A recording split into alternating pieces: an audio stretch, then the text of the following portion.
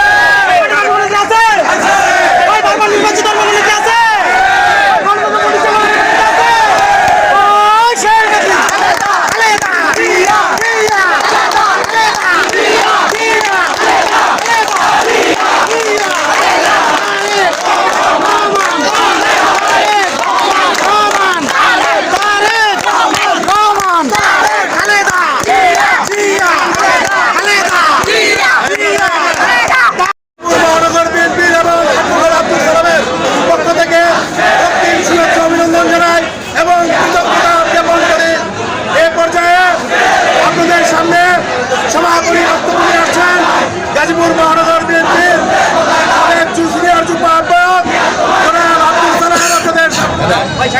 সাথী বন্ধুরা, গত 5ই আগস্ট বৈষম্যবিরোধী ছাত্র আন্দোলন, বিএনপি ছাত্র দল যুবদল সমস্ত আন্দোলনের মাস্টারমাইন্ড তারেক রহমানের ডাকে এদেশে সরকার করা হয়েছে। জাতীয় বন্ধুরা, আমাদের একটি দানবকে আমরা সরিয়েছি, আমাদের সামনে আরো বহু দানব দাঁড়িয়ে আছে। সেই দানবকে দানব সন্ত্রাস, এই দানব চাঁদাবাজি, সে দানব মাদক ব্যবসায়ী, মাদক সেবী, মাদক ব্যবসায়ী, ছিনতাইকারী। জাতীয় বন্ধুরা, আমাদের আগামী রাষ্ট্রনায়ক বিএনপির ভারপ্রাপ্ত চেয়ারম্যান দেশনায়ক তারেক রহমান 31 দফার মাধ্যমে এই রাষ্ট্র পরিচালনার দাবি দিয়ে 31 দফা দাবি দিয়েছেন। সেই দাবির অন্যতম দাবি সন্ত্রাস মুক্ত বাংলাদেশ, চাঁদাবাজ মুক্ত বাংলাদেশ, চিন্তায় ছিনতাইকারী মুক্ত বাংলাদেশ, মাদক মুক্ত বাংলাদেশ।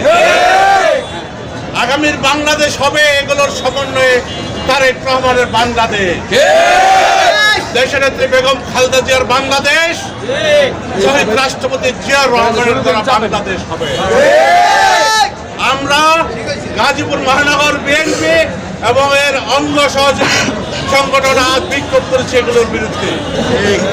আমরা বিএনপির প্রতিটা নেতাকর্মী সজাগ, সেই ওয়ার্ড পর্যায় থেকে গ্রাম পর্যায় থেকে যেখানে আপনারা এসবের আলামত পাবেন, ছিনতাইকারী পাবেন, মাদক সেবী পাবেন, মাদক ব্যবসায়ী পাবেন, চাঁদাবাজ পাবেন, আপনারা তাদেরকে পাকড়াও করে আইন শৃঙ্খলা বাহিনীর হাতে তুলে দেবেন।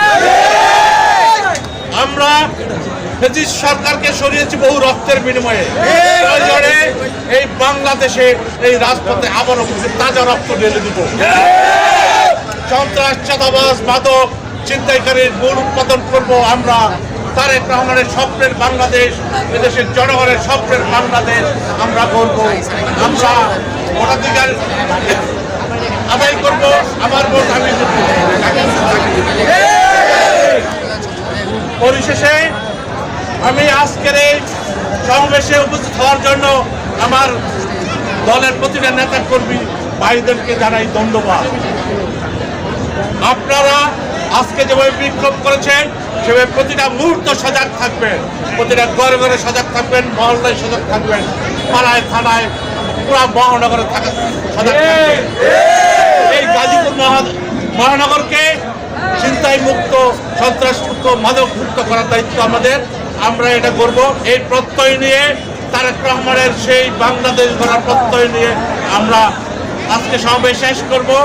তারেক রহমান মাদক, ছিনতাই, সন্ত্রাস, চাঁদাবাজের বিরুদ্ধে লড়াই করে এই অঙ্গীকার নিয়ে অতি সত্বর বাংলাদেশে পদার্পণ করবেন।